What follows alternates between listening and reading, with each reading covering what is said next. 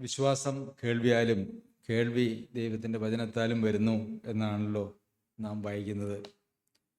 അപ്പം ദൈവവചനത്തിൻ്റെ കേൾവിയാലാണ് നമ്മളിൽ വിശ്വാസം ഉളവാകുന്നത് എന്ന് നമുക്കറിയാം. ക്രിസ്തീയ വിശ്വാസത്തിൻ്റെ അടിസ്ഥാനപരമായിട്ടുള്ള ഉപദേശ വിഷയങ്ങളെക്കുറിച്ച് കഴിഞ്ഞ 2-3 ആഴ്ചകളിലായിട്ട് നാം പഠിച്ചുകൊണ്ടിരിക്കുകയായിരുന്നു. അത് എത്ര പേരത് ഓർത്തിരിക്കുന്നുണ്ട് എന്ന് എനിക്കറിയില്ല. നിങ്ങൾക്ക് അത് വീണ്ടും വീണ്ടും കേൾക്കേണ്ടതിനായിട്ട് അത് നമ്മുടെ ചർച്ചിൻ്റെ ചാനലിൽ അത് ഇട്ടിട്ടുണ്ട്. അത് വീണ്ടും കേൾക്കണം. കാരണം പലപ്പോഴും നമ്മൾ വളരെ വ്യത്യസ്തമായി കേട്ട് ശീലിച്ചതായിട്ടുള്ള ഒത്തിരി കാര്യങ്ങൾ നമ്മളുടെ ഹൃദയത്തിൽ കിടക്കുമ്പോൾ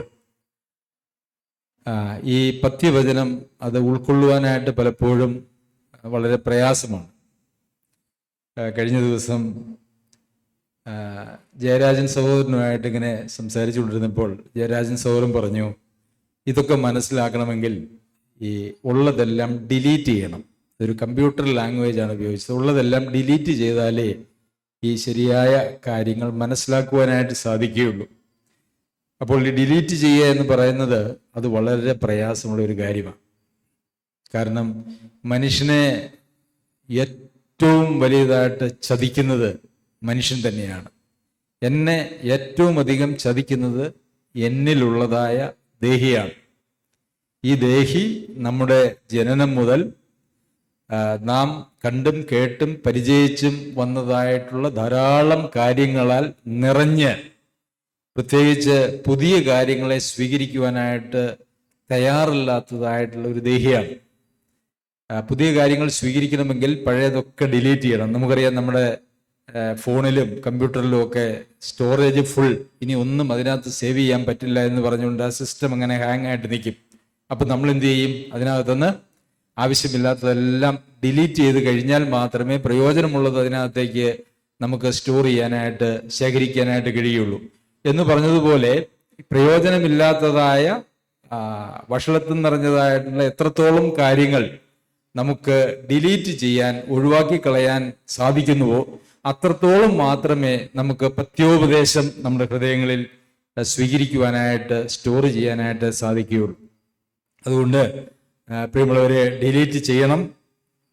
അത് ഈ വചനം ശ്രദ്ധിക്കുന്ന എല്ലാവർക്കും അത് ഡിലീറ്റ് ചെയ്യണമെന്നുള്ളതായിട്ടുള്ള ആഗ്രഹം അവരുടെ ഹൃദയത്തിൽ ഉണ്ടാവുക സ്വാഭാവികമാണ്. ശരി, പുതിയ നിയമവും പഴയ നിയമവും നമുക്ക് വളരെ പരിചിതമാണ്. എന്നാൽ നാം ഇന്ന് ഒരുപക്ഷെ നിങ്ങളൊക്കെ ശ്രദ്ധിച്ചിട്ടുണ്ടാവും, എൻ്റെ സന്ദേശങ്ങൾ ഒരുപക്ഷെ ഒരു ഭൂരിപക്ഷവും പുതിയ നിയമത്തിൽ നിന്നാണ്. എന്നാൽ മറ്റ് പല സഭകളിലേക്കും പോയാൽ അവിടെയൊക്കെ സന്ദേശങ്ങളിൽ 95% പഴയ നിയമത്തിൽ നിന്നാണ്. ഈ പഴയ നിയമവും പുതിയ നിയമവും, അല്ലെങ്കിൽ പഴയ ഉടമ്പടിയും പുതിയ ഉടമ്പടിയും തമ്മിൽ വളരെ വലിയ വ്യത്യാസങ്ങളുണ്ട്. ഇന്ന് യഥാർത്ഥത്തിൽ ഇന്നത്തെ ആധുനിക ക്രിസ്തീയ ലോകം ജീവിക്കുന്നത് പുതിയ ഉടമ്പടിയുടെ കാലഘട്ടത്തിലാണെങ്കിലും പഴയ ഉടമ്പടിയുടെ വിശ്വാസത്തിൻ്റെ അടിസ്ഥാനത്തിലാണ്, അല്ലെങ്കിൽ പഴയ ഉടമ്പടിയുടെ കീഴിലാണ് എന്നുള്ളത് നമുക്കറിയാം. എന്നാൽ കർത്താവായ യേശു ക്രിസ്തു തൻ്റെ ശുശ്രൂഷ തുടങ്ങിയ സമയം നിങ്ങൾക്കറിയാം, പിശാചിനാൽ പരീക്ഷിക്കപ്പെടുവാനായിട്ട് ആത്മാവ് 40 ദിവസം മരുഭൂമിയിലേക്ക് നടത്തി. 40 ദിവസം മരുഭൂമിയിലായിരുന്നു.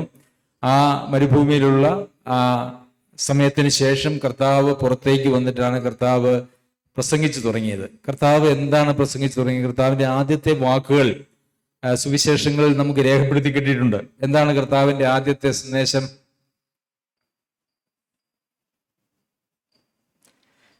മർക്കോസ് എഴുതിയ സുവിശേഷം 1-ാം അധ്യായത്തിന്റെ 15-ാം വാക്യത്തില് 14-15 വാക്യങ്ങൾ. എന്നാൽ യോഹന്നാൻ തടവിലായ ശേഷം യേശു ഗലീലയിൽ ചെന്ന് ദൈവരാജ്യത്തിന്റെ സുവിശേഷം പ്രസംഗിച്ചു. കാലം തികഞ്ഞു, ദൈവരാജ്യം സമീപിച്ചിരിക്കുന്നു, മാനസാന്തരപ്പെട്ട് സുവിശേഷത്തിൽ വിശ്വസിപ്പിൻ എന്ന് പറഞ്ഞു. അപ്പോൾ ദൈവരാജ്യം സമീപിച്ചിരിക്കുന്നു, അതായത് അതുവരെ ദൈവരാജ്യം ഉണ്ടായിരുന്നില്ല. എന്നാൽ അതുവരെ ദൈവം വാഗ്ദത്തം ചെയ്തതായിട്ടുള്ള ഇസ്രായേൽ എന്ന് പറയുന്നതായിട്ടുള്ള രാജ്യം ഉണ്ടായിരുന്നു. അതും ദൈവരാജ്യവും തമ്മിലെ വ്യത്യാസമാണ്. കർത്താവായ യേശു പ്രസംഗിച്ചു തുടങ്ങുന്നത് മത്തായി എഴുതിയ സുവിശേഷം അതിന്റെ 4-ാം അധ്യായം എടുത്തു നോക്കിയാലും ഇതേ പദങ്ങളാണ് നമുക്കിവിടെ കാണുവാനായിട്ട് കഴിയുന്നത്. പഴയ ഒരു രാജ്യമുണ്ട്. അപ്പൊ അന്ന് യഹൂദന്മാരൊക്കെ റോമാ സാമ്രാജ്യത്തിന്റെ അടിമത്തത്തിൽ കീഴിലായിരുന്നു. റോമൻ ചക്രവർത്തിയായിരുന്ന റോമൻ ഭരണാധികാരിയായിരുന്ന പീലാത്തോസാണ് അവരെ ഭരിച്ചുകൊണ്ടിരുന്നത്, ഗവർണറായിരുന്നു. അങ്ങനെ അന്നത്തെ ആ ഏരിയ മുഴുവൻ ഭരിച്ചുകൊണ്ടിരുന്ന റോമൻ സാമ്രാജ്യം ഓരോ പ്രവിശ്യകളും ഭരിക്കുവാനായിട്ട് ഗവർണർമാരെ ഏൽപ്പിച്ചിരുന്നു. അതിലൊരാളായിരുന്നു പീലാത്തോസ്. അപ്പൊ റോമൻ സാമ്രാജ്യത്തിന്റെ അടിമത്തത്തിലാണ് ഇസ്രായേൽ ജനം കഴിഞ്ഞിരുന്നത്. അപ്പൊ ഇസ്രായേൽ ജനം നോക്കിയിരുന്നത് മെശിഹ വന്ന് അവർക്ക് ഒരു മിശിഹ ഭരിക്കുന്നതായ ഒരു ദൈവരാജ്യം അവരെ പ്രതീക്ഷിച്ചുകൊണ്ടിരുന്നു. മിശിഹ രാജാവായി സമാധാനത്തോടെ സന്തോഷത്തോടെ ജീവിക്കുന്നതായിട്ടുള്ള ഒരു രാജ്യമാണ് അവർ പ്രതീക്ഷിച്ചിരുന്നത്. അങ്ങനെ അവർ പ്രതീക്ഷിച്ചിരിക്കുമ്പോൾ കർത്താവായ യേശുക്രിസ്തു വന്നേച്ച് പറഞ്ഞു, കാലം തികഞ്ഞു, ദൈവരാജ്യം സമീപിച്ചിരിക്കുന്നു, മാനസാന്തരപ്പെട്ട് സുവിശേഷത്തിൽ വിശ്വസിപ്പിൻ. അപ്പോൾ അന്ന് വരെ ഉണ്ടായിരുന്നത് ദൈവരാജ്യമല്ല, മറിച്ച് അബ്രാഹാമിന്റെ സന്തതികൾക്കും പരമ്പരകൾക്കും കൊടുത്തതായിട്ടുള്ള ഒരു ഭൗതികമായിട്ടുള്ള രാജ്യമായിരുന്നു. അപ്പോൾ പഴയ നിയമത്തിലെ പ്രധാന ഒരു ഭാഗം ഈ ഭൗതികമായിട്ട് അവർക്ക് കൊടുത്തതായ അവരുടെ വാക്തത്വമായിരുന്ന ഇസ്രായേൽ എന്ന രാജ്യത്തെ ചുറ്റിപ്പറ്റിയും അങ്ങനെ അവര് ലോകത്തിന് മുഴുവൻ ഒരു അനുഗ്രഹമായി തീരേണ്ടതിനു വേണ്ടി അവരെ അല്ലെങ്കിൽ മിശിഹായുടെ ജനനത്തിനു വേണ്ടി ഒരു ജനതയെ ഒരുക്കുന്നതിലേക്ക് വേണ്ടിയായിരുന്നു അന്ന് കൊടുത്തിരുന്നതായിട്ടുള്ള അനേക സന്ദേശങ്ങളും എന്ന് പറയുന്നു. അതിൽ അവർക്ക് ഒത്തിരി വാക്തത്വങ്ങൾ ഈ ലോകത്തിലുണ്ടായിരുന്നു. എന്നാൽ ദൈവരാജ്യം സമീപിച്ചിരിക്കുന്നു, മാനസാന്തരപ്പെട്ട സുവിശേഷം എന്ന് പറഞ്ഞാൽ നല്ല ഒരു വിശേഷം. അതായത് പഴയ ഉടമ്പടിയുടെ കീഴിൽ അവർക്ക് കൊടുത്തിരിക്കുന്നതായിട്ടുള്ള ഭൗതികമായ രാജ്യത്തെ സംബന്ധിക്കുന്നതല്ല, അതിനേക്കാൾ ശ്രേഷ്ഠമായ ഒരു വിശേഷമായിട്ടുള്ള വാർത്തയുമായിട്ടാണ് കർത്താവ് അന്ന് യെരുശലേമിന്റെ വീഥികളിലേക്ക് ഇറങ്ങുന്നതെന്ന് നമുക്ക് കാണുവാനായിട്ട് കഴിയും.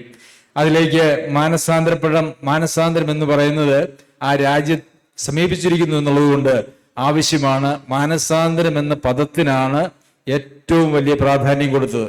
കർത്താവിന്റെ വരവിന് വേണ്ടി വഴിയൊരുക്കാൻ വന്നതായിട്ടുള്ള യോഹന്നാൻ സ്നാപകനും താനും പ്രസംഗിച്ചത് മാനസാന്തരപ്പെടുവിൻ എന്നുള്ള കാര്യമാണ്. അപ്പോൾ ഈ പുതിയ സുവിശേഷം അല്ലെങ്കിൽ ദൈവത്തിന്റെ രാജ്യത്തിലേക്ക് കടക്കുവാനായിട്ട് എല്ലാവർക്കും വേണ്ടുന്നതായിട്ടുള്ളൊരു കാര്യമാണ് മാനസാന്തരം. മാനസാന്തരപ്പെടുന്ന ആളുകൾക്ക് മാത്രമേ ഈ സുവിശേഷത്തിൽ വിശ്വസിക്കുവാനായിട്ട് സാധിക്കുകയുള്ളൂ. അപ്പോൾ ഈ പഴയ ഉടമ്പടിയും പുതിയ ഉടമ്പടിയും തമ്മിലൊരു വ്യത്യാസം ഒരു ഉദാഹരണം മാത്രം പറഞ്ഞുകൊണ്ട് നിങ്ങളുടെ ശ്രദ്ധയിലേക്ക് കൊണ്ടുവരാനായിട്ട് ഞാൻ ആഗ്രഹിക്കുന്നു. പഴയ ഉടമ്പടിയിൽ ഒരാളുടെ കണ്ണ് പൊട്ടിച്ചാൽ എന്താണ് ചെയ്യേണ്ടത്? എന്താണ് ചെയ്യാൻ പരമാവധി അനുവാദം ഉണ്ടായിരുന്നത്? കണ്ണിന് കണ്ണ്, അല്ലേ? അതായത് ഒരു കണ്ണ് നിന്റെ പൊട്ടിച്ചാൽ നീ ഒരു കണ്ണ് പൊട്ടിക്കാം.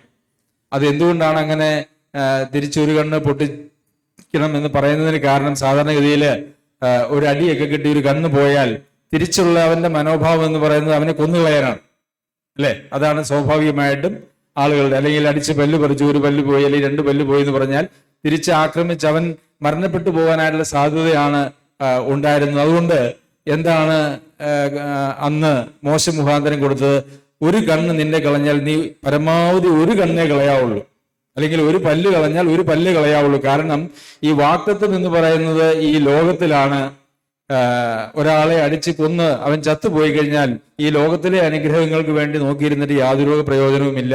മരിച്ചയാൾക്ക് എന്താണ് ഭൗതികമായിട്ടുള്ള അനുഗ്രഹങ്ങൾ ഈ ലോകത്ത് കിട്ടുവാനായിട്ട് കഴിയുന്നത്? എന്നാൽ പുതിയ ഉടമ്പടിയിലേക്ക്, ഈ സുവിശേഷത്തിലേക്ക് വരുമ്പോൾ കർത്താവ് പറഞ്ഞു, നിന്റെ ഒരു ചെവിട്ട് തടിക്കുന്നതിനെ മറു ചെവിടും കൂടെ കാണിച്ചു കൊടുക്കുക, അല്ലേ? അങ്ങനെയാണ് നമുക്ക് ദൈവവചനത്തിൽ വായിക്കുവാനായിട്ട് കഴിയുന്നത്. അപ്പോൾ പുതിയ നിയമത്തില് ഒരു ചെവിടുത്തടിച്ചു, മറ്റേ ചെവിടും കൂടെ കാണിച്ചു, അവിടെയും കൂടെ അടിച്ചു കഴിഞ്ഞപ്പം ആള് ചത്തുപോയി അല്ലെങ്കിൽ മരിച്ചുപോയി എന്ന് വിചാരിച്ചോളൂ. അപ്പോൾ എന്താണ് അവിടുത്തെ പ്രത്യേകത? പഴയ ഉടമ്പടിയിൽ എന്തായിരുന്നു? പഴയ ഉടമ്പടിയിലാണെങ്കിൽ അവരുടെ എല്ലാ വാക്തത്വങ്ങളും ഭൂമിയിലായിരുന്നതുകൊണ്ട് അവർക്ക് ആ വാക്തത്വം അനുഭവിക്കുവാനായിട്ട് സാധിക്കുമായിരുന്നില്ല. എന്നാൽ പുതിയ ഉടമ്പടിയിലെ വാക്തത്വം എന്ന് പറയുന്നത് ഈ ലോകത്തിലല്ല, അത് നിത്യതയിലാണ്. നീ മറ്റേ ചെവിടും കൂടെ കാണിച്ചു കൊടുത്തോളൂ, അവൻ അവിടെയും മരിച്ചാൽ നീ എന്നോട് കൂടി ഇരിക്കും, നിന്റെ വാഗ്ദത്ത ദേശത്ത് നീ എത്തിപ്പെടും. അതുകൊണ്ട് അതിനെക്കുറിച്ച് ഭയപ്പെടേണ്ട. അപ്പോൾ ഈ പഴയ ഉടമ്പടിയും പുതിയ ഉടമ്പടിയും, അതല്ല എങ്കിൽ പഴയ രാജ്യവും ദൈവരാജ്യവും തമ്മിലുള്ളൊരു വ്യത്യാസം ഒരു ഉദാഹരണത്തിലൂടെ നിങ്ങൾക്ക് മനസ്സിലായി എന്ന് ഞാൻ വിചാരിക്കുന്നു. അപ്പോൾ പുതിയ ഉടമ്പടി എന്ന് പറയുന്നത് പഴയ ഉടമ്പടിയിൽ നിന്നും യാതൊരു വക ബന്ധവുമില്ല. എന്ന് വെച്ചാൽ പുതിയ ഉടമ്പടി പഴയ ഉടമ്പടിയുടെ പൂർത്തീകരണമാണ്. അല്ല എങ്കിൽ കർത്താവായ യേശുക്രിസ്തുവിലേക്കും യേശുക്രിസ്തുവിലൂടെ ആദമിന് മുതൽ ദൈവം കൊടുത്തതായിട്ടുള്ള മനുഷ്യന്റെ രക്ഷാകര പദ്ധതിയുടെ പൂർത്തീകരണമാണ് കർത്താവായ യേശുക്രിസ്തുവിൽ യേശുക്രിസ്തുവിനിലൂടെ നമുക്ക് ലഭിച്ചിരിക്കുന്നത്. അപ്പോൾ അതിന് പുറകോട്ടുള്ളതെല്ലാം ഒരു നിഴൽ മാത്രമാണ്, അല്ലെങ്കിൽ കർത്താവായ യേശുക്രിസ്തുവിലേക്കുള്ള ഒരു ചൂണ്ടുപലക മാത്രമായിരുന്നു എന്നുള്ളത് നാം മനസ്സിലാക്കേണ്ടതായ ആവശ്യമുണ്ട്. അതുകൊണ്ട് ഈ പഴയ നിയമത്തിലെ വാക്തത്വങ്ങളൊക്കെ എടുത്ത് അങ്ങനെ ഷെയർ ചെയ്യുകയും അതൊക്കെ എടുത്ത് നമ്മൾ പ്രസംഗങ്ങളൊക്കെ കേൾക്കുകയും ചെയ്യുമ്പോൾ നമ്മൾ ഒരു കാര്യം മനസ്സിലാക്കണം, അതൊക്കെ നിഴലായിരുന്നു.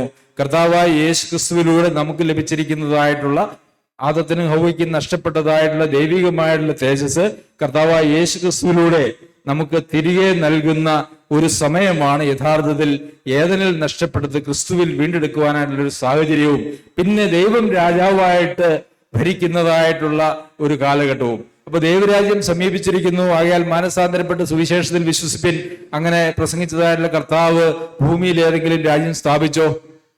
ഇല്ല, ഭൂമിയിൽ ഒരു രാജ്യവും സ്ഥാപിച്ചില്ല. എന്നാൽ കർത്താവ് എല്ലാ മനുഷ്യരിലേക്കും വസിക്കുവാനായിട്ട് വരികയും സഭയിലേക്ക് വസിക്കുവാനായിട്ട് വരികയും ചെയ്തതുകൊണ്ട് ഒരു ആത്മീകമായിട്ടുള്ള ഒരു രാജ്യമാണ് കർത്താവായ യേശുക്രിസ്തു സ്ഥാപിച്ചത്. അത് നമുക്കറിയാം. ദൈവം നമ്മുടെ ഹൃദയത്തിൽ രാജാവായിട്ട് വാഴുന്നുവെങ്കിൽ നാം ദൈവത്തിന്റെ രാജ്യമാണ്.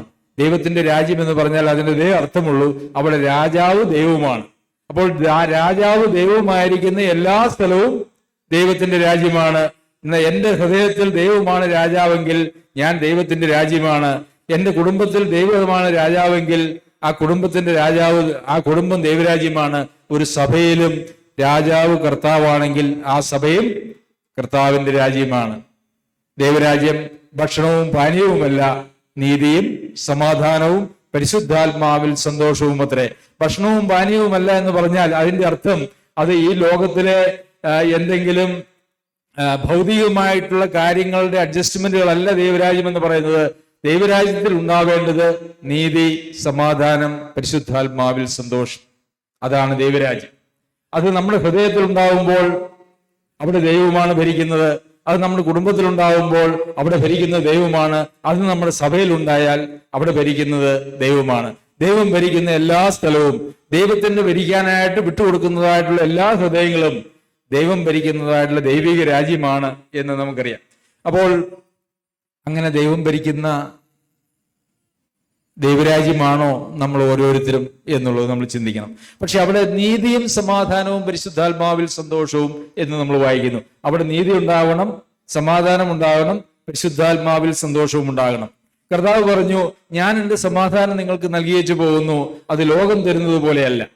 പ്രിയമുള്ളവരെ, നമ്മൾ സുവിശേഷ പ്രസംഗങ്ങളൊക്കെ നമ്മൾ പ്രസംഗിച്ചിട്ടുണ്ട്, അല്ലെങ്കിൽ നമ്മൾ ധാരാളം പ്രസംഗങ്ങൾ കേട്ടിട്ടുണ്ട്.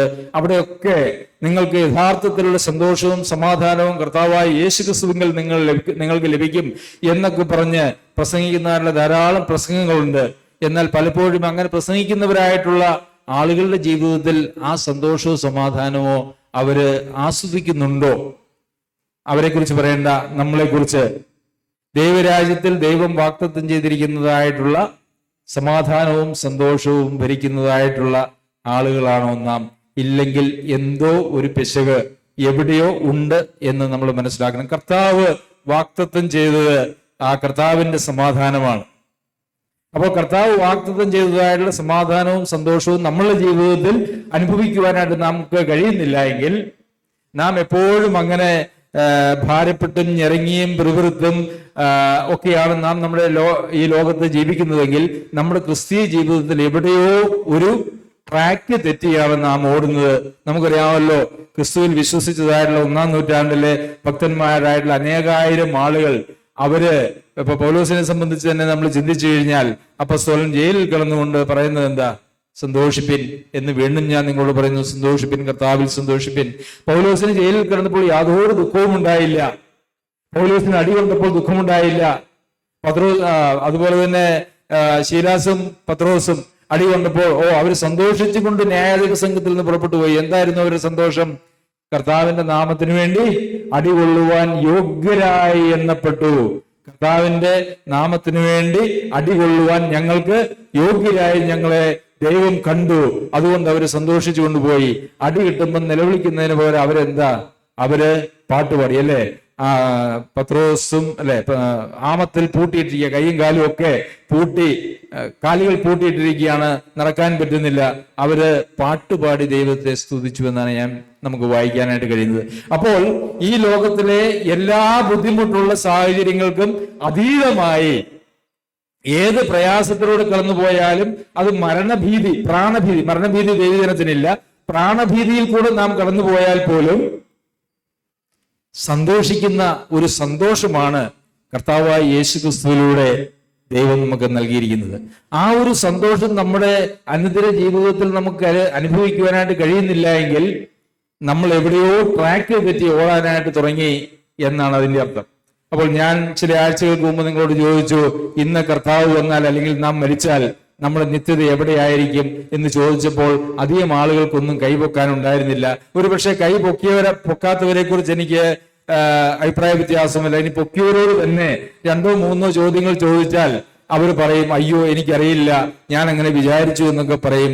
കാരണം ഈ തെറ്റായിട്ടുള്ള ഉപദേശവും രക്ഷയെ സംബന്ധിക്കുന്നതായിട്ടുള്ള നിർണയമില്ലാത്തതുമായിട്ടുള്ള ഒരു സമൂഹമാണ് ഇന്ന് ക്രിസ്തീയ സമൂഹം എന്ന് പറയുന്നത്.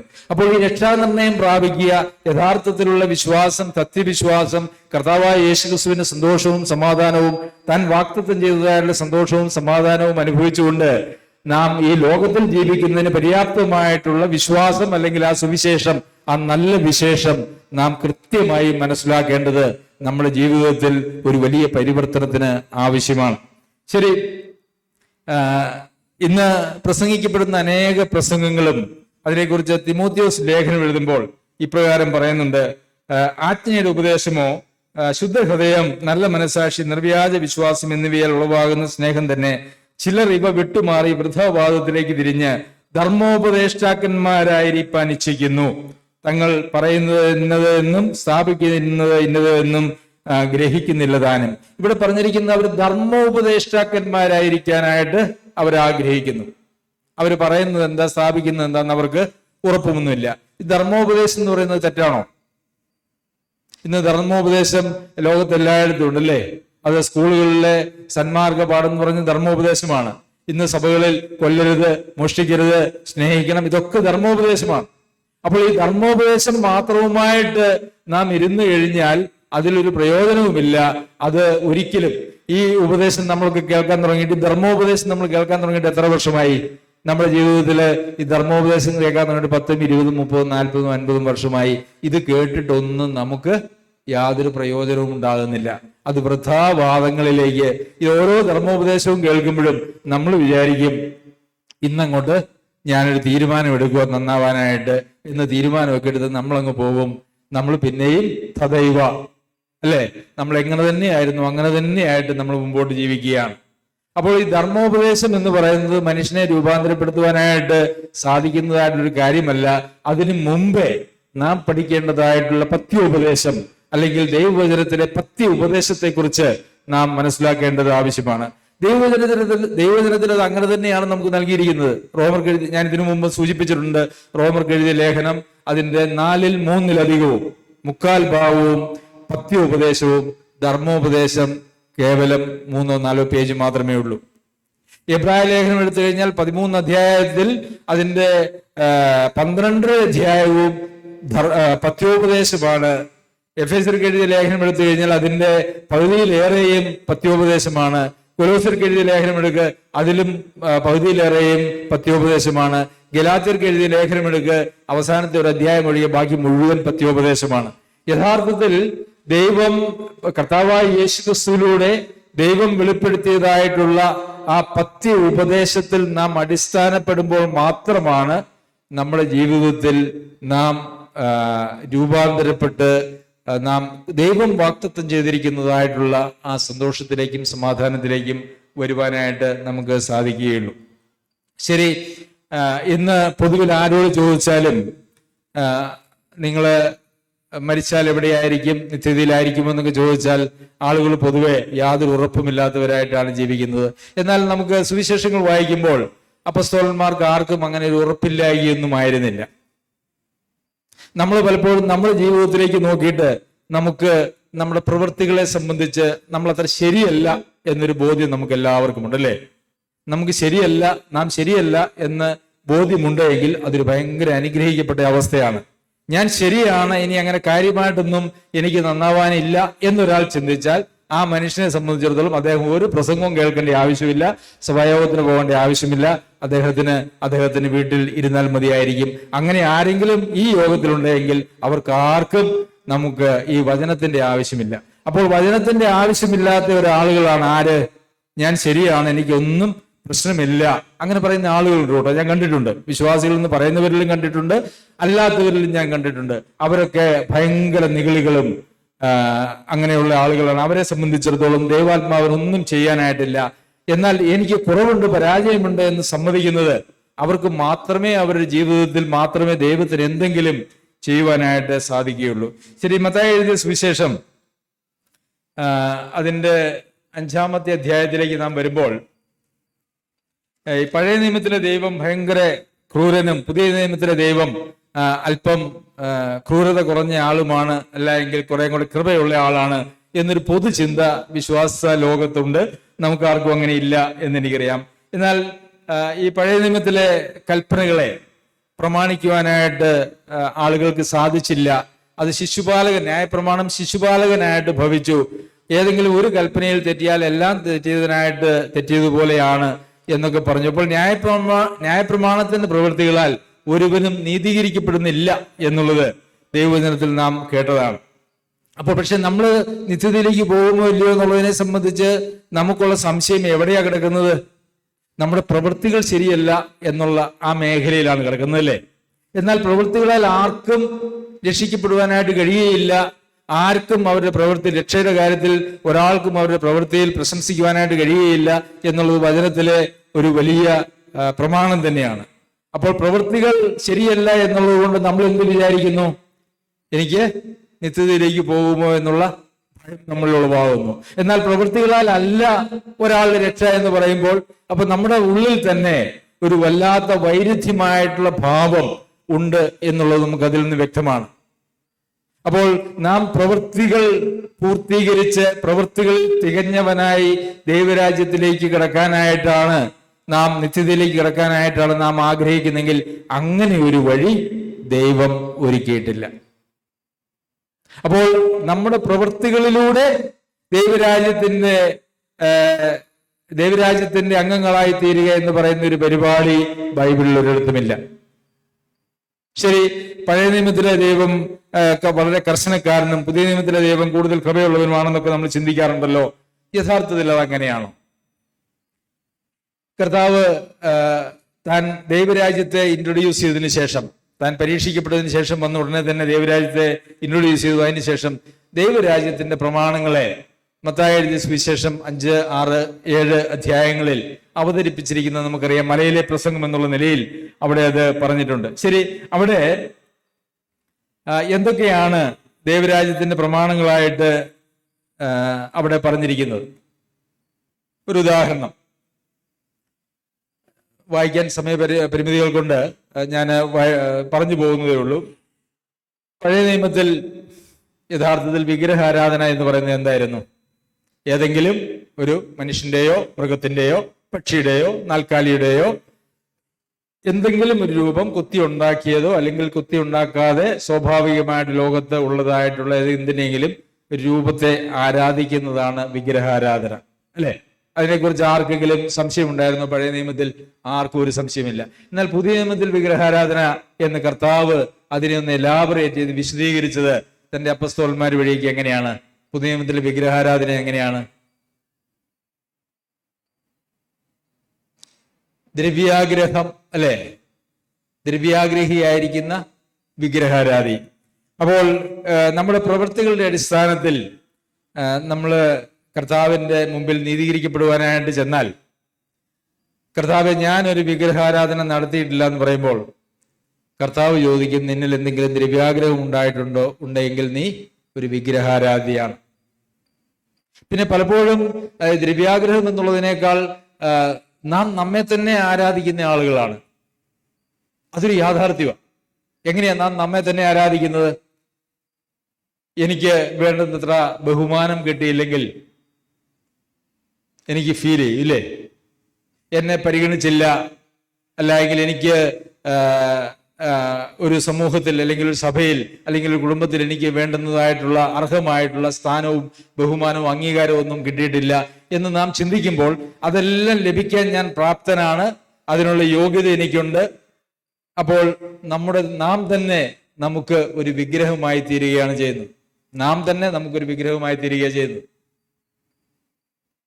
പിന്നെ നമ്മളുടെ സന്തോഷത്തിന് വേണ്ടിയും നമ്മുടെ ഉല്ലാസത്തിന് വേണ്ടിയും നാം ജീവിക്കുമ്പോൾ നാം ആരെയാണ് തൃപ്തിപ്പെടുന്നത്? നമ്മെ തന്നെ തൃപ്തിപ്പെടുത്തുന്നു. നമ്മെ തന്നെ തൃപ്തിപ്പെടുത്തുന്നതായിട്ടുള്ള ഒരു ജീവിതം എന്ന് പറയുന്നത് നാം നമ്മുടെ തന്നെ വിഗ്രഹമാണ് എന്നുള്ളത് കൊണ്ടാണ്. അപ്പോൾ നാം തന്നെ നമ്മുടെ വിഗ്രഹമായിരിക്കുന്നു. അതല്ലെങ്കിൽ ദ്രവ്യാഗ്രഹം എന്ന് പറയുന്നതായിട്ടുള്ള വിഗ്രഹാരാധന. അപ്പോൾ വിഗ്രഹാരാധന എന്ന് പറയുന്ന പഴയ നിയമത്തിലെ പ്രമാണവും പുതിയ നിയമത്തിലെ പ്രമാണവും തമ്മിൽ വ്യത്യാസമായി. പഴയ നിയമത്തിൽ ആരെങ്കിലും ഒരാളെ ആക്ഷരികമായിട്ട് കൊന്നാൽ മാത്രമേ അത് കൊലപാതകമാകുമായിരുന്നുള്ളൂ.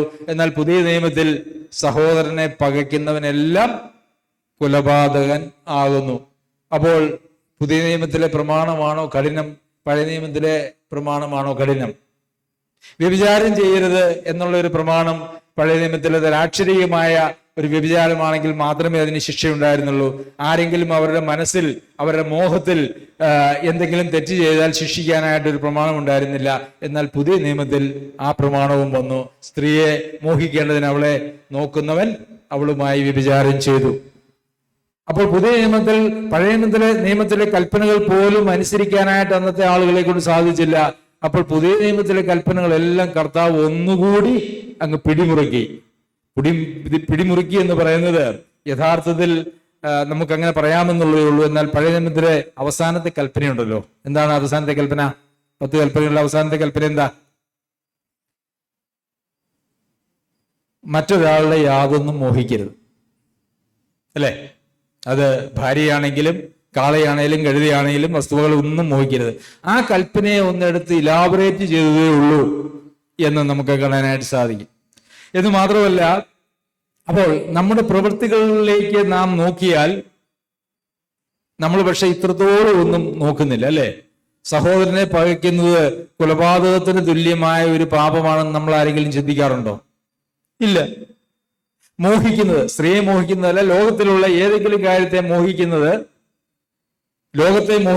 ലോക സുഖങ്ങളെ വാഞ്ചിക്കുന്നത്, അത് നാശത്തിലേക്കാണെന്ന് നമ്മൾ ആരെങ്കിലും ചിന്തിക്കാറുണ്ടോ? പത്രോസ് എഴുതിയ ലേഖനത്തിൽ ലോകത്തിൽ മോഹത്താലുള്ള നാശം, ഈ ലോകത്തിലെ എന്തിനെങ്കിലും കർത്താവിനെ അല്ലാതെ, നിത്യതയല്ലാതെ എന്തിനെങ്കിലും മോഹിക്കുന്നത്, ഈ ലോകത്തിലുള്ള എന്തിനെങ്കിലും മോഹിക്കുന്നത് അത് നാശത്തിലേക്കാണ് എന്ന് നമ്മൾ ആരും ചിന്തിക്കാറില്ല. അപ്പോൾ നാം എത്ര പ്രവർത്തിച്ചാലും ദൈവരാജ്യത്തിന്റെ ആ നിലവാരത്തിലേക്ക് എത്തുവാനായിട്ട് നമുക്ക് കഴിയില്ല എന്നാണ് കർത്താവ് പറഞ്ഞത്.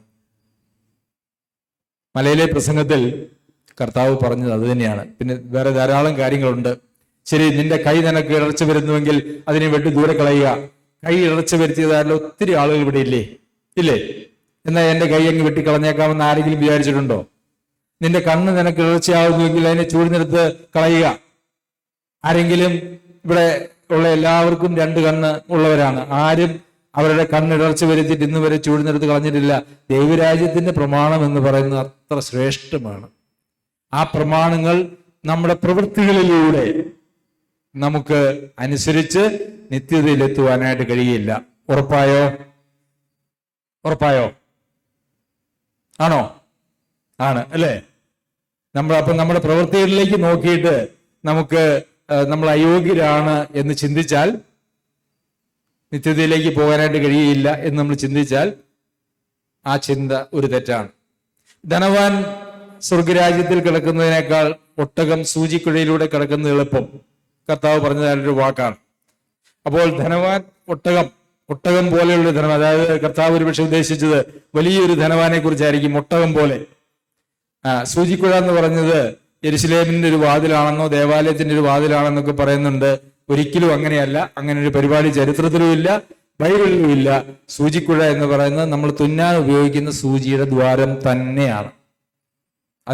അതിനെ ഒന്ന് ലഘൂകരിച്ച് വളരെ ഞെരുങ്ങിയ ഒരു ഒട്ടകത്തിന് അതിനകത്തൂടെ അകത്ത് കിടക്കുവാനായിട്ട് കഴിയുമായിരുന്നുള്ളൂ. അതുപോലെ വളരെ ഞെരുക്കമാണ് അങ്ങോട്ട് കിടക്കാൻ എന്നുള്ള വ്യാഖ്യാനങ്ങളൊന്നും ശരിയല്ല. ശരി, വസ്തുതകളെല്ലാം വിട്ട് ദരിദ്രനായിട്ടുള്ള ആരെങ്കിലും ഇവിടെ ഉണ്ടോ? നമ്മളൊക്കെ എന്തെങ്കിലും കുറച്ചുകൂടെ സമ്പാദിക്കാൻ നോക്കുന്നവരാ അല്ലേ? ധനവാൻ സ്വർഗരാജ്യത്തിൽ ഇനി ഒട്ടകം പോലെ വലിയതല്ലെങ്കിലും ഒരു കാളയെ പോലെയോ ആടിനെ പോലെയോ അല്ല ഒരു മുയലിനെ പോലെയോ അല്ല ഒരു പുഴുവെ പോലെയോ. ഒരു പുഴുവിന് കിടക്കാൻ പറ്റുമോ സൂചിക്കടയിലൂടെ? ഇല്ല.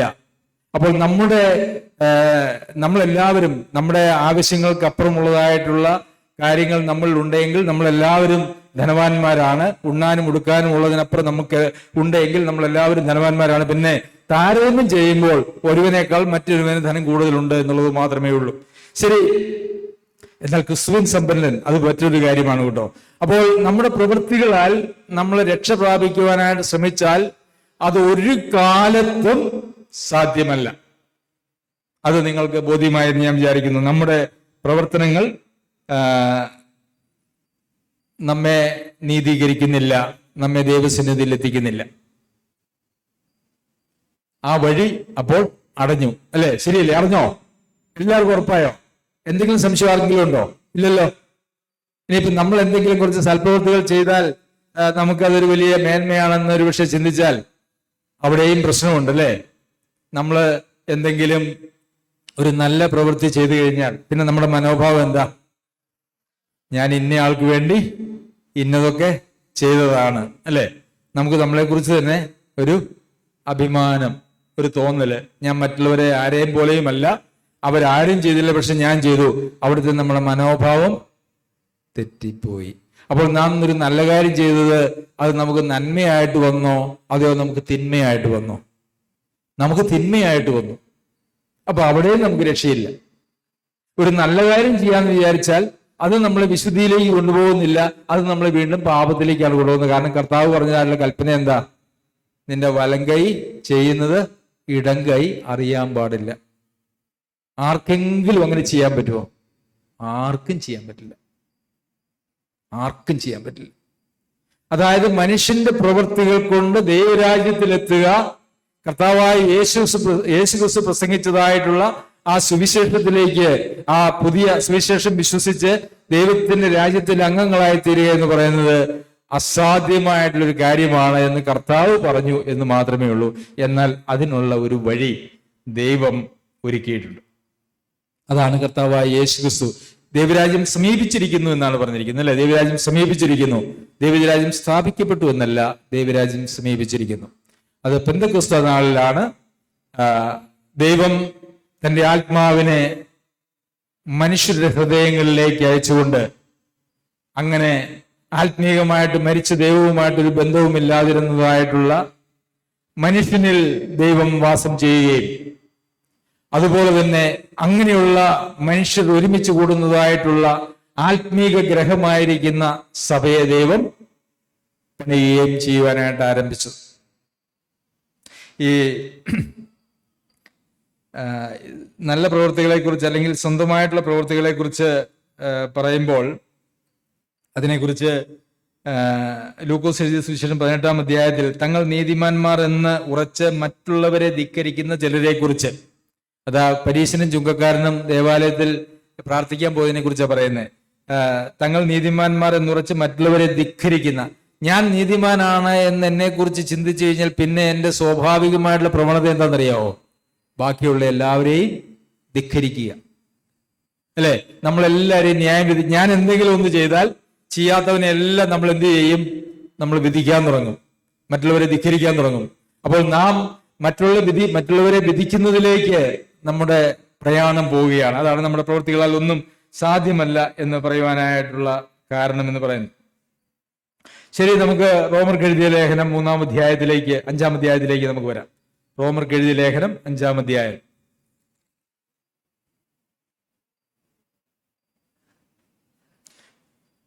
അപ്പോൾ ഒരു കാരണവശാലും നമ്മളുടെ പ്രവൃത്തികളാൽ നമുക്ക് രക്ഷപ്പെടുവാനായിട്ട് കഴിയുകയില്ല, ദൈവത്തെ പ്രസാദിപ്പിക്കുവാനായിട്ട് കഴിയുകയില്ല എന്നുള്ളത് നാം മനസ്സിലാക്കി.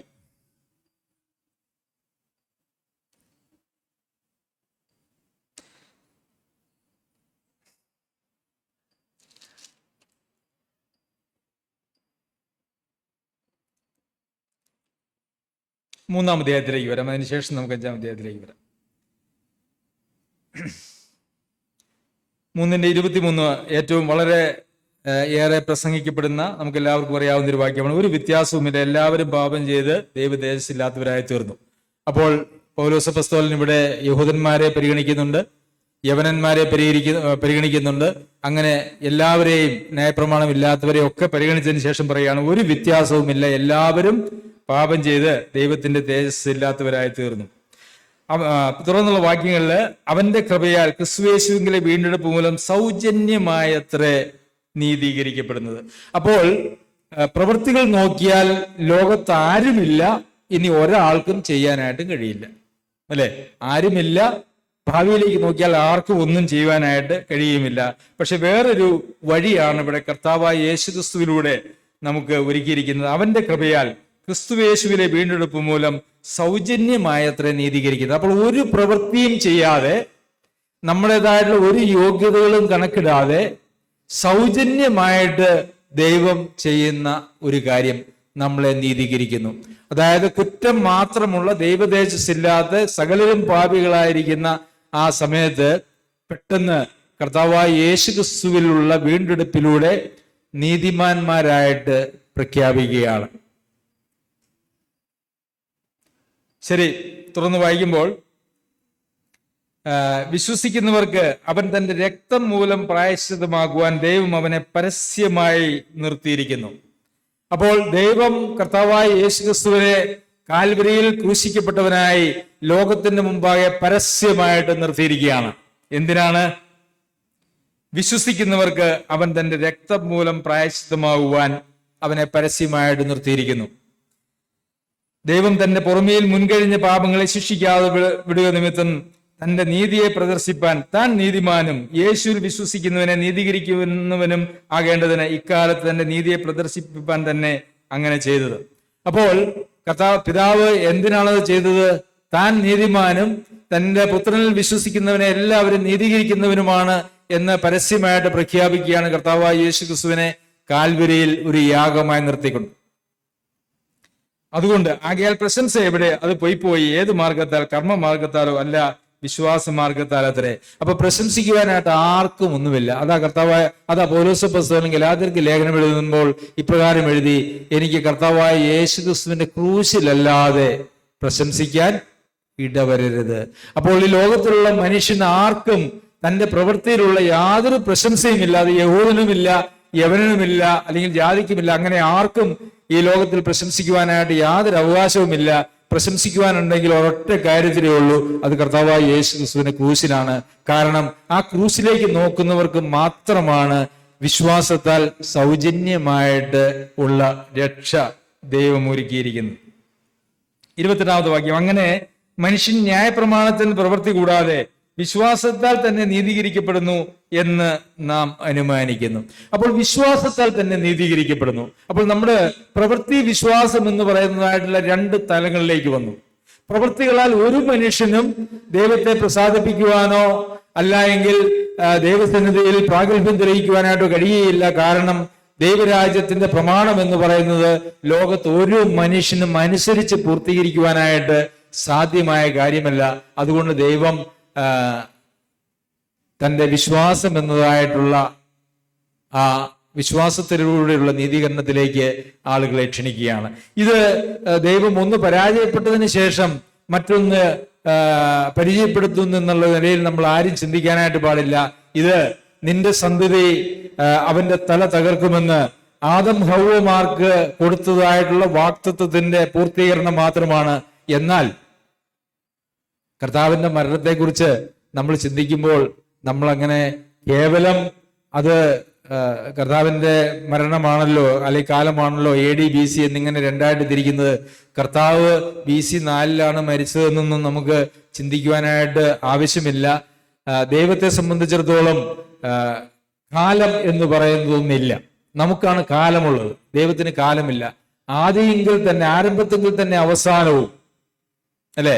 അതായത് ദൈവത്തിന് കഴിഞ്ഞു പോയത്, ഇപ്പോഴുള്ളത്, വരുവാനുള്ളത്, ഇത് തമ്മിലുള്ള വ്യത്യാസങ്ങളില്ല. ദൈവത്തിന്റെ മുമ്പാകെ ഈ ആദ്യം മുതൽ, അനാദി മുതൽ നിത്യത വരെയുള്ള കാര്യങ്ങളെല്ലാം ദൈവത്തിന്റെ മുമ്പാകെ നഗ്നവും മലർന്നതുമായി കിടക്കുന്നു. അപ്പോൾ നമ്മെ സംബന്ധിച്ച് മാത്രമേ ഈ കാലമുള്ളൂ. നമുക്ക് 2000 വർഷങ്ങൾക്ക് മുമ്പ് കർത്താവ് വന്നുവെന്നും അതിനു മുമ്പ് ഒരു ന്യായപ്രമാണ യുഗം ഉണ്ടായിരുന്നു എന്നൊക്കെ നമുക്ക് പറയാനായിട്ട് കഴിയുള്ളൂ.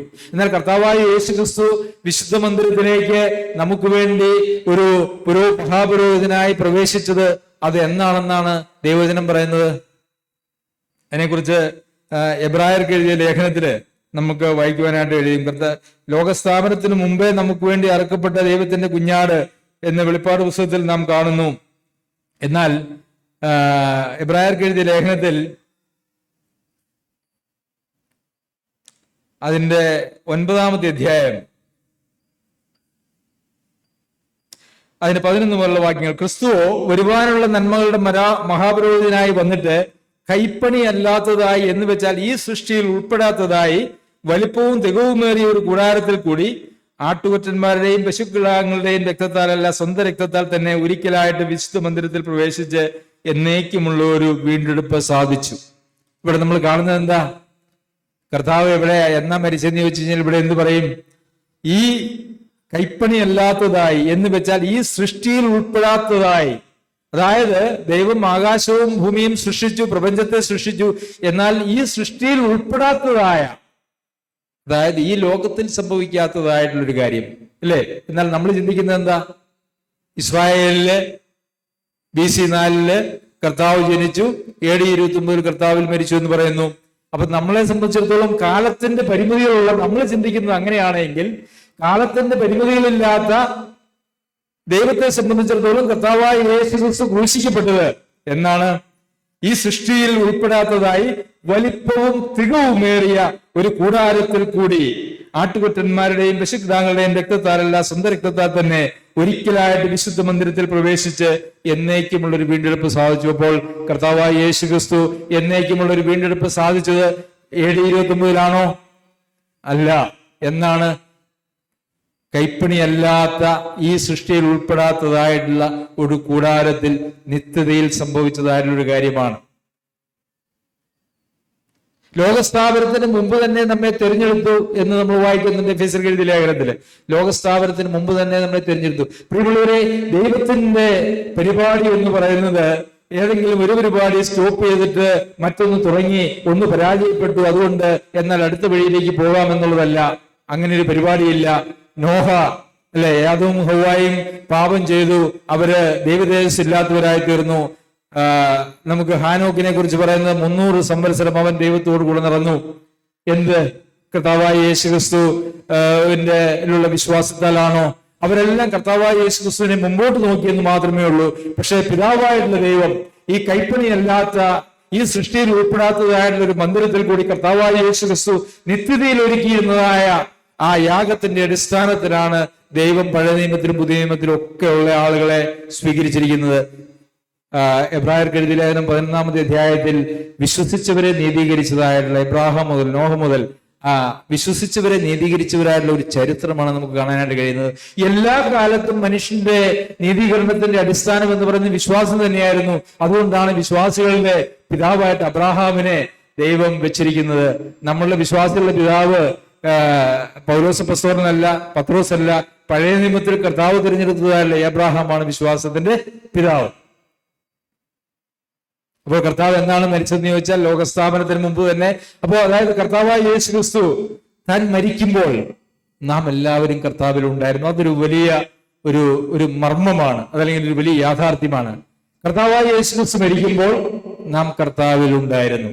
ദൈവത്തെ സംബന്ധിച്ചിടത്തോളം ദൈവം കാലത്തിന് അതീതനായതുകൊണ്ട്. നിങ്ങൾ അങ്ങനെ ചിന്തിച്ചിട്ടുണ്ടോ? നാം കർത്താവിലുണ്ടായിരുന്നു. പൗലോസ് അപ്പോസ്തലൻ എന്താ പറഞ്ഞത്? ഇതാ ഞാൻ ക്രിസ്തുവിനോടുകൂടെ ക്രൂശിക്കപ്പെട്ടിരിക്കുന്നു. ക്രിസ്തുവിനോടുകൂടെ ക്രൂശിക്കപ്പെട്ട രണ്ടാളുകളെ കുറിച്ച് നമുക്കറിയാം അല്ലെ? എഴുത്തും വെളുത്തും കള്ളന്മാരുണ്ടായിരുന്നു. അതിനപ്പുറം നമുക്ക് ആരെങ്കിലും അറിയാമോ? പൗലോസ് അപ്പോസ്തലൻ പറയുന്നു, ഇതാ ഞാൻ ക്രിസ്തുവിനോടുകൂടെ ക്രൂശിക്കപ്പെട്ടിരിക്കുന്നു. അപ്പോൾ പൗലോസ് അപ്പോസ്തലൻ എന്നാ ക്രൂശിക്കപ്പെട്ടത്?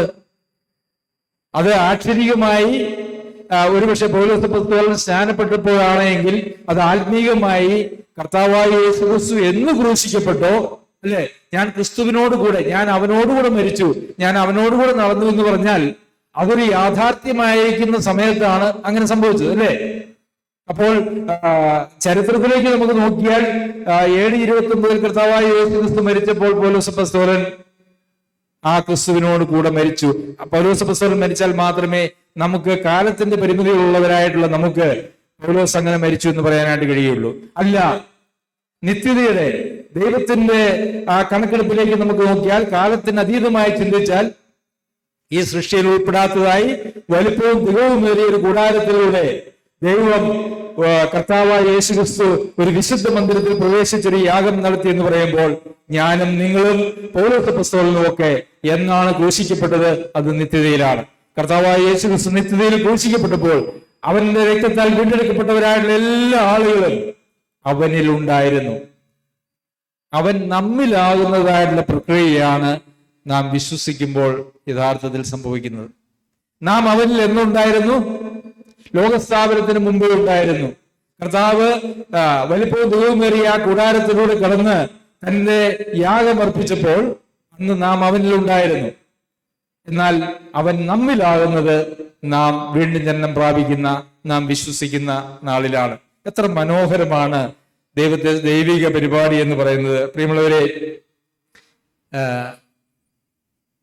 അപ്പോൾ നാം എത്തിയിരിക്കുന്ന വിഷയം വിശ്വാസം എന്നുള്ളതാണ്. വിശ്വാസം എന്ന് പറയുന്നത് ആണ് നമ്മുടെ രക്ഷയ്ക്ക് അല്ലെങ്കിൽ ദൈവസന്നിധിയിൽ സ്വീകാര്യമായിരിക്കുന്ന ഒരേ ഒരു കാര്യം, പ്രവൃത്തികളല്ല.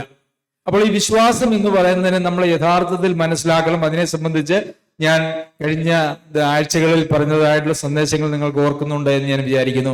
എന്നാൽ വീണ്ടും അത് ഉറപ്പിക്കേണ്ടത് ആവശ്യമാണ്. യോഹന്നാൻ എഴുതിയ സുവിശേഷം 2-ാമത്തെ അധ്യായത്തിൽ ഈ വിശ്വാസത്തെ കുറിച്ച് പറയുമ്പോൾ കർത്താവ് പറഞ്ഞതായിട്ടുള്ള ഒരു സ്റ്റേറ്റ്മെന്റ് ഇവിടെ പ്രസക്തമാണ് എന്ന് ഞാൻ വിചാരിക്കുന്നു. യോഹന്നാൻ എഴുതിയ സുവിശേഷം 2-ാം അധ്യായം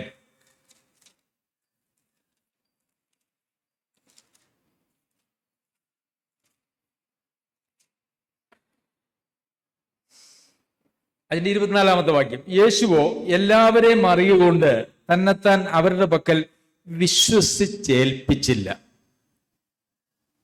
അപ്പൊ ഈ വിശ്വാസത്തോട് ചേർന്ന് ഉള്ളതായിട്ടുള്ള ഒരു പദമാണ്, കാര്യമാണ് ഏൽപ്പിക്കുക എന്ന് പറയുന്നത്. വിശ്വസിച്ചേൽപ്പിച്ചില്ല. നമ്മൾ ഒരാളെ വിശ്വസിക്കുന്നുവെന്ന് ആത്മാർത്ഥമായിട്ട് ചിന്തിച്ചു നോക്കൂ. നാം അവരെ നമ്മെ തന്നെ ഏൽപ്പിക്കും. നമ്മെ തന്നെ ഏൽപ്പിക്കാൻ നാം തയ്യാറാകാതെ നാം വിശ്വസിക്കുന്നു എന്ന് പറയുന്നെങ്കിൽ ആ വിശ്വാസം വെറും കപടമാണ്. നമുക്കറിയാം, ഒരു കുഞ്ഞ് ശരിതെറ്റുകളെ കുറിച്ച് ബോധമില്ലാത്തതായിട്ടുള്ളൊരു കുഞ്ഞ്, ഇപ്പം 1/2 വയസ്സോ 1 വയസ്സോ ഒക്കെ ഉള്ളൊരു കുഞ്ഞിനോട് ആ കുഞ്ഞിനെ ആ ടെറസിൽ നിർത്തിയിട്ട് അപ്പൻ താഴെ നിന്നേച്ച് പറയുക, എന്താണ് മോനെ ഇങ്ങ് പോരെ, ചാടിക്കോ, ഞാൻ പിടിച്ചോളാം എന്ന് പറഞ്ഞാൽ ആ കുഞ്ഞ് എടുത്ത് ചാടും, ഇല്ലേ? അപ്പം അവന് എൻ്റെ അപ്പനിലുള്ള ഒരു വിശ്വാസമാണ് അവിടെ. എൻ്റെ അപ്പൻ എന്നെ പിടിച്ചോളും, എനിക്കൊരാപത്തും വരികയില്ല എന്നുള്ള വിശ്വാസം. വിശ്വസിച്ച് ആ കുഞ്ഞ് അപ്പനെ ഏൽപ്പിക്കുകയാണ്. 10 വയസ്സുള്ള ഒരു കൊച്ച് ആ ടെറസിൽ നിൽക്കുമ്പം അപ്പൻ താഴെ എന്ന് പറയുക, നീ ഇങ്ങ് ചാടിക്കോ, ഞാൻ പിടിച്ചോളാം എന്ന് പറഞ്ഞാൽ ആ കുഞ്ഞ് ചാടുവോ? ആ പണി മനസ്സിലിരിക്കട്ടെ. കാരണം എന്താ? അവൻ അതിൻ്റെ അപ്പന്റെ പ്രായം, അപ്പന്റെ ആരോഗ്യം, അവന്റെ തൂക്കം, ഇതെല്ലാം ഒന്ന് കണക്കൂട്ടി നോക്കിയിട്ട് അവൻ തീരുമാനിക്കും. എന്ത് തീരുമാനിക്കും? എൻ്റെ അപ്പൻ എന്നെ സൂക്ഷിക്കാൻ, എന്നെ കരുതാനായിട്ടുള്ള ആരോഗ്യമില്ല. പ്രിയമുള്ളവരെ, അതാണ് യഥാർത്ഥത്തിൽ ഇന്നത്തെ വിശ്വാസ ലോകത്ത് പറ്റിയിരിക്കുന്നതായിട്ടുള്ള വിശ്വാസത്തിന്റെ അപജയം എന്ന് പറയുന്നത്. നമ്മൾ വിശ്വസിക്കുന്നു എന്ന് പറയുന്നു, നമ്മൾ ഏൽപ്പിക്കാൻ തയ്യാറില്ല, അല്ലെ? നമ്മളെല്ലാവരും കർത്താവായ യേശുവിൽ വിശ്വസിച്ചവരാണ് എന്ന് നമ്മളെ കുറിച്ച് തന്നെ പറയുന്നു. എന്നാൽ നമ്മളെ ആ വിശ്വസിച്ചതിന്റെ ഫലമായിട്ടുള്ള ആ ഏൽപ്പിക്കൽ എന്ന് പറഞ്ഞതായിട്ടുള്ള തലത്തിലേക്ക് നമുക്ക് ആർക്കും കടക്കാൻ കഴിയുന്നില്ല. അത് കടക്കാൻ കഴിയുന്നില്ല എങ്കിൽ നമ്മളുടെ വിശ്വാസം ദൈവസന്നിധിയിൽ സ്വീകാര്യമായുള്ള വിശ്വാസമല്ല. എന്തായാലും നമ്മുടെ ഉള്ളിൽ ഒരു പ്രവൃത്തിയും ഉണ്ടായിട്ട് ദൈവത്തെ പ്രസാദിപ്പിക്കാനായിട്ട് കഴിയാത്തപ്പം ദൈവം വിശ്വാസത്തിന്റെ മാർഗം ഉണ്ടാക്കിയിട്ട് ഈ വിശ്വാസമാകുന്ന പാലത്തിലൂടെ നമ്മെ നീതീകരിക്കാമെന്ന് പറയുമ്പോൾ നമ്മളിങ്ങനെ മാറി നിൽക്കുക. ഈ ദൈവത്തിന് എന്നെ സൂക്ഷിക്കാൻ കഴിയുമോ, എന്നെ അക്കരയ്ക്ക് എത്തിക്കാൻ കഴിയുമോ, എന്നെ സഹായിക്കാൻ കഴിയുമോ എന്ന് ചിന്തിക്കാതെ നാം മാറി നിന്നാൽ വിശ്വസിച്ച് ഏൽപ്പിച്ചിട്ടില്ല എന്നാണ് അതിന്റെ അർത്ഥം. യഥാർത്ഥത്തിൽ ക്രിസ്തുവിൽ വിശ്വസിച്ച ഒരാള് നമ്മെ ഏകപക്ഷീയമായിട്ട് പൂർണ്ണമായിട്ടും അവന്റെ സന്നിധിയിൽ ഏൽപ്പിച്ചു കൊടുക്കുന്ന ആളായിരിക്കും. കർത്താവ് വിശ്വസിച്ച് ഏൽപ്പിച്ചില്ല, നമ്മൾ വിശ്വസിച്ച് നമ്മളെ ഏൽപ്പിച്ചിട്ടുണ്ടോ? ഏൽപ്പിച്ചിട്ടുണ്ടോ? ഏൽപ്പിച്ചിട്ടില്ല എങ്കിൽ വലിയൊരു പ്രശ്നമാണ്. പ്രിയമുള്ളവരെ, നമ്മൾ പലപ്പോഴും ജീവിതം അങ്ങ് ശരിയാവുന്നില്ല എന്നൊക്കെ നമ്മളെക്കുറിച്ച് തന്നെയും മറ്റു പലരെ കുറിച്ചും അങ്ങനെ പറയാറുണ്ട്. നമ്മെ തന്നെയും മറ്റു പലരെ കുറിച്ച് നമ്മളങ്ങനെ വിധികളൊക്കെ പറയും. പക്ഷെ ഒരു കാര്യം ഞാൻ പറയാം, സാക്ഷാൽ വിശ്വസിച്ചിരിക്കുന്ന ഒരാളുടെ ഉള്ളിൽ പ്രവർത്തനങ്ങളെ ഉളവാക്കുന്നത് ദൈവമാണ്. പ്രവൃത്തികളെ ഉളവാക്കുന്നത് ദൈവമാണ്. നമ്മളിൽ ഒരു നല്ല പ്രവൃത്തി ആരംഭിച്ചത്, അല്ലെ? ഫിലിപ്പിലെ നമ്മൾ കൃത്യമായിട്ട് വായിക്കുന്നുണ്ട്, നിങ്ങളിൽ നല്ല പ്രവൃത്തിയെ ആരംഭിച്ചവൻ ക്രിസ്തുവിന്റെ നാളോളം അതിനെ തികയ്ക്കും.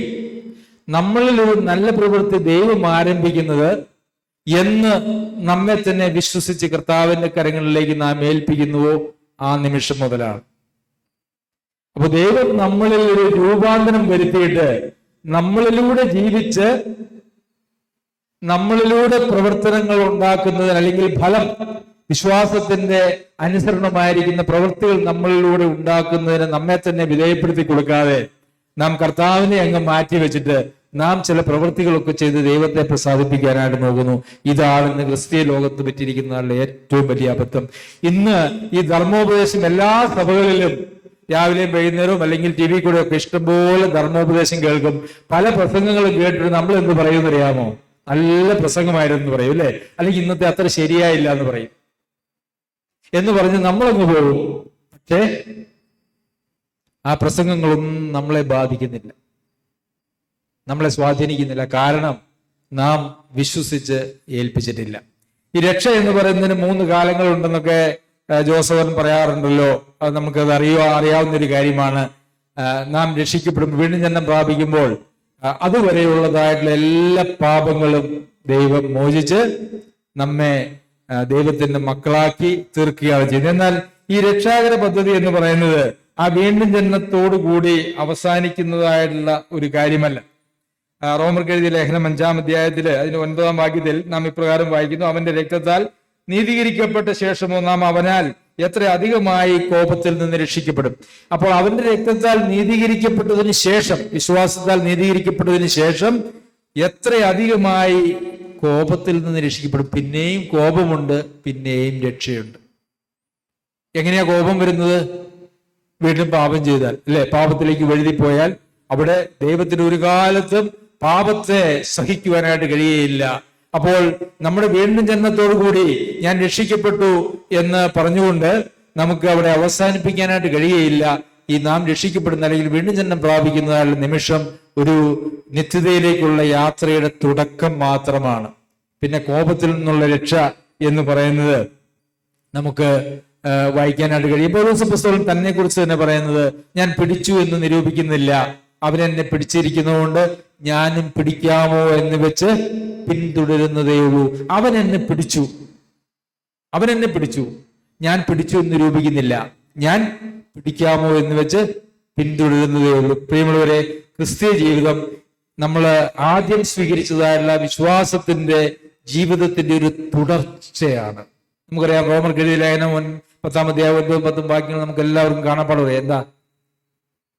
എന്താണ് രക്ഷിക്കപ്പെടുന്നതിനെ കുറിച്ച്? റോമർക്ക് എഴുതിയ ലേഖനം 10-ാം അധ്യായം 9-10 ആർക്കും അറിയില്ലേ?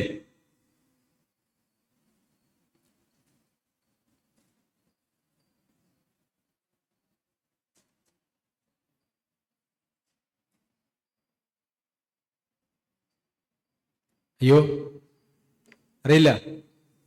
എന്താണ്?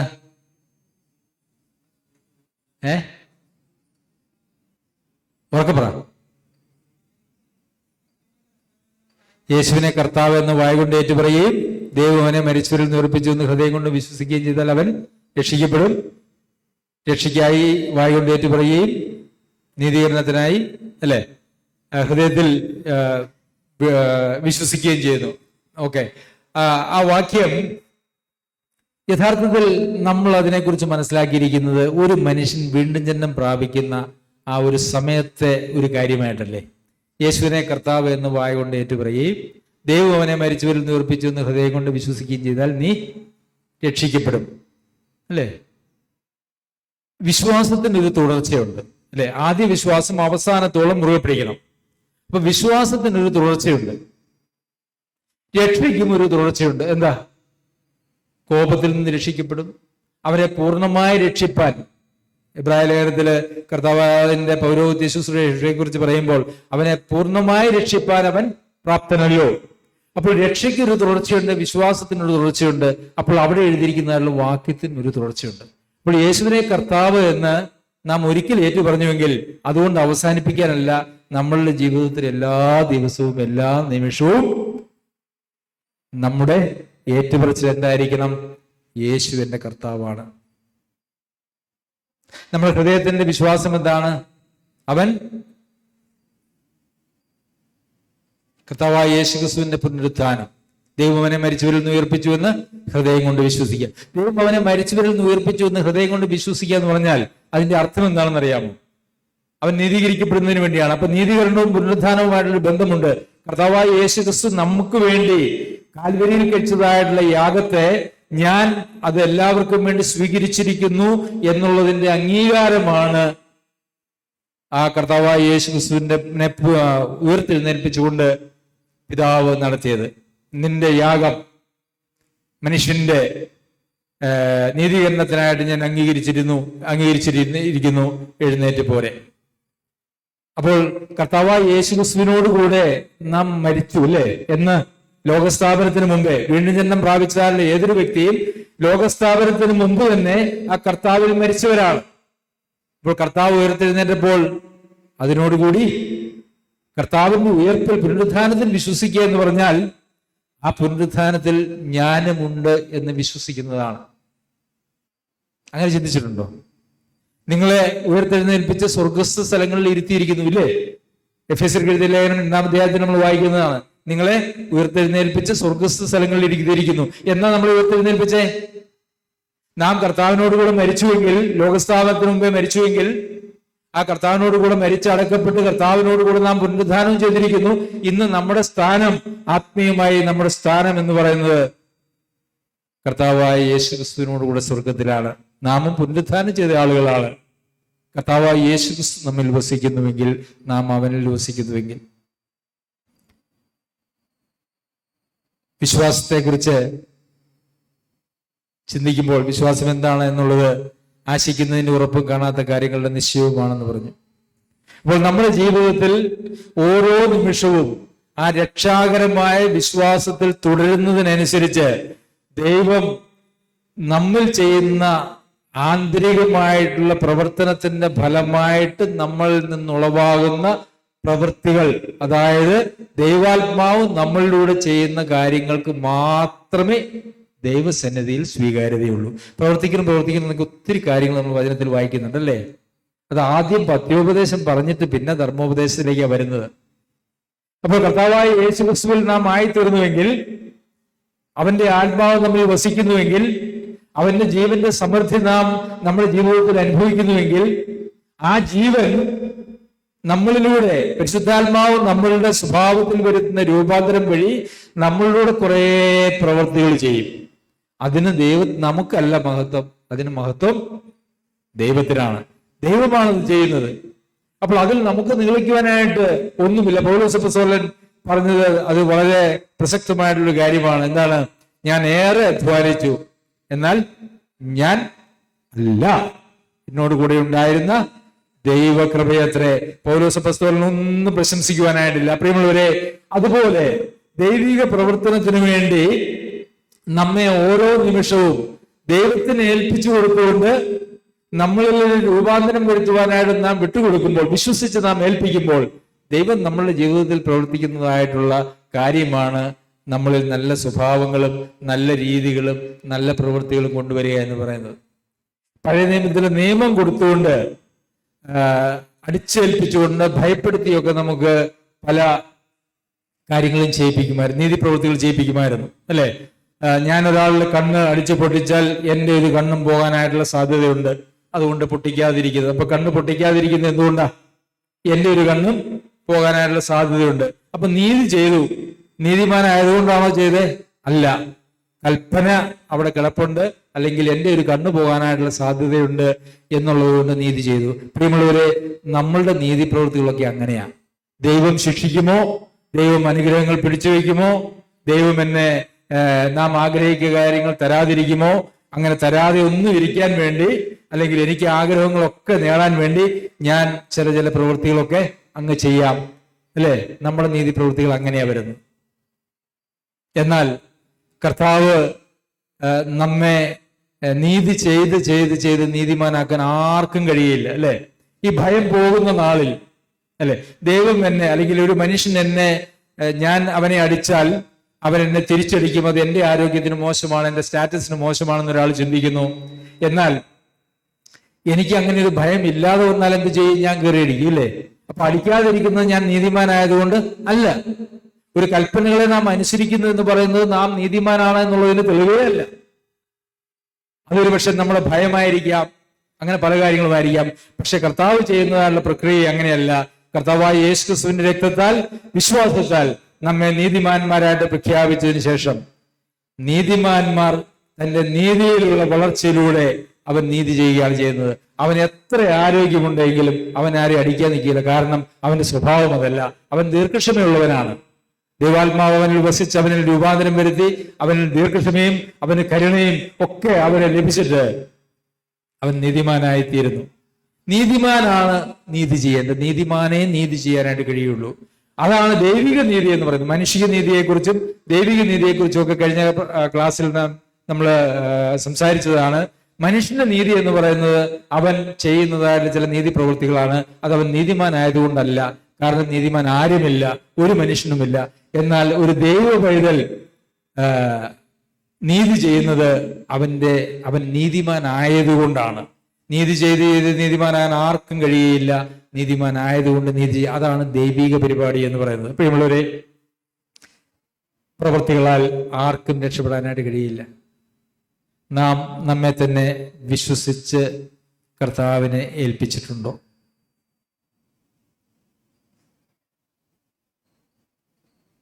നാം നമ്മെ തന്നെ പരിശോധിക്കണം. സഭായോഗങ്ങൾക്ക് വരുന്നത് കൊണ്ടോ, വെള്ളവസ്ത്രം ധരിച്ചാലോ, മേൽമീശ എടുത്താലോ, അങ്ങനെയുള്ള ഇന്നൊക്കെ ആളുകള് അങ്ങനെ ഭക്തിയുടെ ഒരു വേഷം, അല്ലെ, കാണിക്കുന്ന ഒരു രീതിയാണുള്ളത്. മേൽമീശ എടുക്കുന്നതിന് കാരണം എന്താണെന്നറിയാമോ? എന്താണ്? സഭ ക്രിസ്തുവിന്റെ മണവാട്ടിയാണ്. മണവാട്ടിക്ക് മീശയുണ്ടോ? മണവാട്ടിക്ക് മീശയില്ല, അല്ലെ? അതുകൊണ്ട് മേൽമീശ എടുക്കുക. അത്ര നിസ്സാരമായിട്ട് ചിന്തിക്കുന്ന ക്രിസ്തീയ ലോകമാണിത്. എന്നാൽ ഒന്ന് ചിന്തിച്ചുകൂടെ? മണവാട്ടിക്ക് സാരി ഉണ്ട്, എല്ലാവരും ഈ മേൽമീശ പിടിക്കുന്ന ഒരു സാരി എടുത്തുകൊണ്ടാണോ വരുന്നത്? അല്ല. പലപ്പോഴും ആളുകൾ ചോദിക്കും, ചിലപ്പോൾ പാസ്റ്ററാണെന്ന് ചോദിക്കും. പാസ്റ്ററാണെന്ന് ചോദിച്ചു കഴിഞ്ഞാൽ ചിലര് പിന്നെ ആദ്യം മീശയിലേക്കാണ് നോക്കണേ. പാസ്റ്റർക്ക് മീശ പാടുണ്ടോ എന്നുള്ളതാണ് അവരുടെ ചോദ്യം.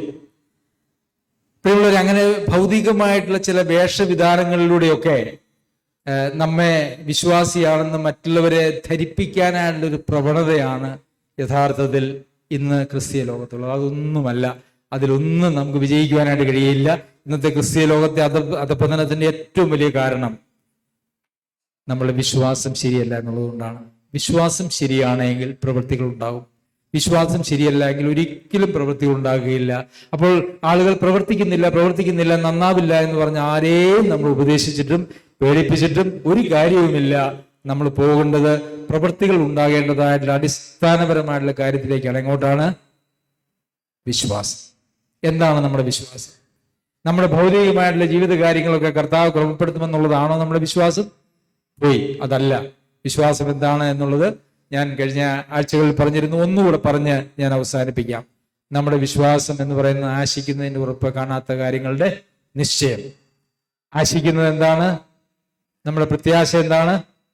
പ്രത്യാശ എന്ന് പറഞ്ഞാൽ ആശിക്കാൻ കഴിയുന്നതിനപ്പുറമുള്ള, ആശയ്ക്കെതിരായിട്ടുള്ള വിശ്വാസമാണ് പ്രത്യാശ എന്ന് പറയുന്നത്. നമ്മുടെ പ്രത്യാശ എന്താണ്? യോഹന്നാൻ എഴുതിയ ലേഖനം, 1-ാം ലേഖനം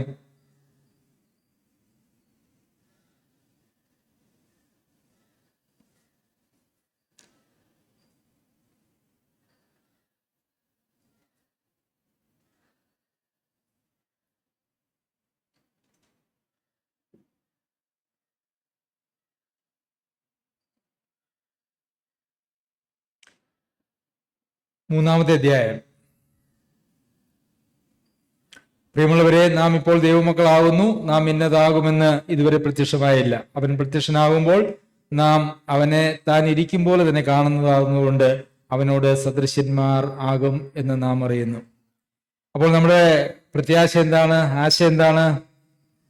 അവൻ പ്രത്യക്ഷമാകുമ്പോൾ നാം അവനോട് സദൃശ്യന്മാരാകും. അവനിൽ ഈ പ്രത്യാശയുള്ളവൻ, ആരിൽ? കർത്താവായ യേശുക്രിസ്തുവിൽ ഈ പ്രത്യാശ. ആ പ്രത്യാശ എന്താണ്? അവൻ പ്രത്യക്ഷനാകുമ്പോൾ അവനെ താൻ ഇരിക്കും പോലെ കാണുന്നതാകുന്നതുകൊണ്ട് അവനോട് സദൃശ്യന്മാരായി തീരും.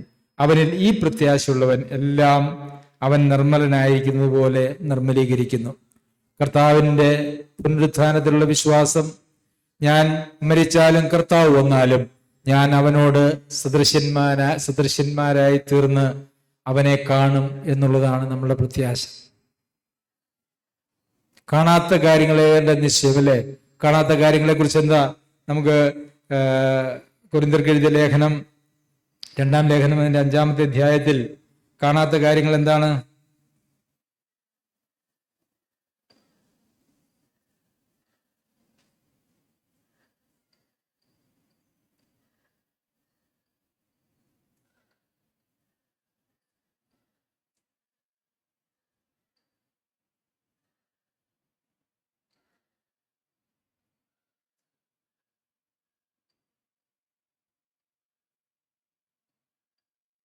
അഞ്ചാം അധ്യായമല്ല, 4-ാം വാക്യം, 4-ാം അധ്യായം.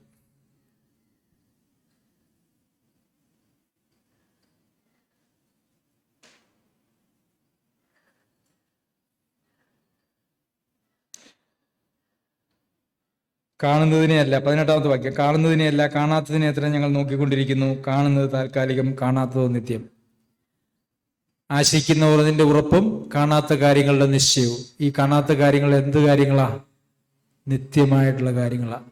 അപ്പോൾ നമ്മുടെ വിശ്വാസം എന്ന് പറയുന്നത് ഒന്നും ഈ ലോകത്തിലുള്ള എന്തിൻ്റെയെങ്കിലും അടിസ്ഥാനത്തിൽ നമ്മൾ രൂപപ്പെടുന്നതല്ല. ഈ ലോകത്തിലുള്ള എന്തെങ്കിലും കാര്യത്തിന്റെ അടിസ്ഥാനത്തിൽ നമ്മളിൽ ഉളവാകുന്ന കാര്യമല്ല വിശ്വാസം. വിശ്വാസം എന്ന് പറയുന്നത് നാം ക്രിസ്തുവിനോട് സദൃശ്യനായി തീർന്ന് ക്രിസ്തുവിനെ കാണും. അതുപോലെ ആ നിത്യമായിട്ടുള്ള കാര്യങ്ങളെ സംബന്ധിക്കുന്ന കാര്യം മാത്രമാണ് വിശ്വാസം. അതിനാണ് നമ്മെ തന്നെ ദൈവസന്നിധിയിൽ നാം ഏൽപ്പിക്കേണ്ടത്. അങ്ങനെ ഏൽപ്പിച്ച് നാം ദൈവസന്നിധിയിൽ അങ്ങനെ ജീവിക്കുമ്പോൾ നമുക്ക് വേണ്ടുന്നതായിട്ടുള്ള ഈ പ്രവാസകാലത്ത് വേണ്ടതെല്ലാം ദൈവം നമുക്ക് ഒരുക്കിക്കൊള്ളും. നമ്മുടെ കണ്ണെപ്പോഴും, അല്ലേ, ഇബ്രാഹിം 12-ാം അധ്യായത്തിൽ എങ്ങോട്ട് നോക്കാനാ പറഞ്ഞിരിക്കുന്നത്? എങ്ങോട്ട് നോക്കാനാ പറഞ്ഞിരിക്കുന്നത്? ക്രിസ്തുവിലേക്ക് നോക്കുക. ക്രിസ്തു എവിടെയാ ഉള്ളത്? പിതാവിന്റെ വലതു ഭാഗത്തിരുന്ന് നമുക്ക് വേണ്ടി പക്ഷപാതം ചെയ്യുന്നു. ആ ക്രിസ്തുവിലേക്ക് നോക്കിക്കൊണ്ട് നാം ജീവിക്കുന്ന ജീവിതം, നിത്യതയിലേക്ക് നോക്കുന്ന ജീവിതം, നമ്മുടെ ഉപജീവന ചിന്തകളൊക്കെയും ദൈവസന്നിധിയിൽ ഇട്ടുകൊടുത്തിട്ട് അതിനെക്കുറിച്ചൊന്നും ഭാരപ്പെടാതെ ജീവിക്കുന്ന ജീവിതം. പ്രിയമുള്ളവരെ, ദൈവം നമ്മെ സഹായിക്കട്ടെ. നാം യഥാർത്ഥത്തിൽ വീണ്ടും ജന്മം പ്രാപിച്ചിട്ടുണ്ടോ? നമ്മുടെ വിശ്വാസം ദൈവസന്നിധിയിൽ സ്വീകാര്യമായുള്ള വിശ്വാസമാണോ? എന്നോ ഒരിക്കൽ വിശ്വസിച്ച് അതിനെ വിട്ടുകളഞ്ഞ് ഇന്ന് കാഴ്ചയാൽ ജീവിക്കുന്ന ആളുകളാണോ? നമ്മുടെ ഈ ലോകത്തിലെ ഉപജീവന ചിന്തകളെ കുറിച്ചുള്ള ഭാരത്താലാണ് നാം ജീവിക്കുന്നതെങ്കിൽ നാം കാഴ്ചയാലുള്ള ജീവിതമാണ്, വിശ്വാസത്താലുള്ള ജീവിതമല്ല. പ്രിയമുള്ളവരെ, ഈ വിശ്വാസ ജീവിതം നമ്മളുടെ ഓരോരുത്തരുടെയും ജീവിതത്തിൽ ഒരു യാഥാർത്ഥ്യമാകുവാൻ സർവശക്തനായ ദൈവം നമ്മെ എല്ലാവരെയും സഹായിക്കട്ടെ. അവൻ്റെ അതിപരിശുദ്ധ നാമം വാഴ്ത്തപ്പെടുമാറാകട്ടെ.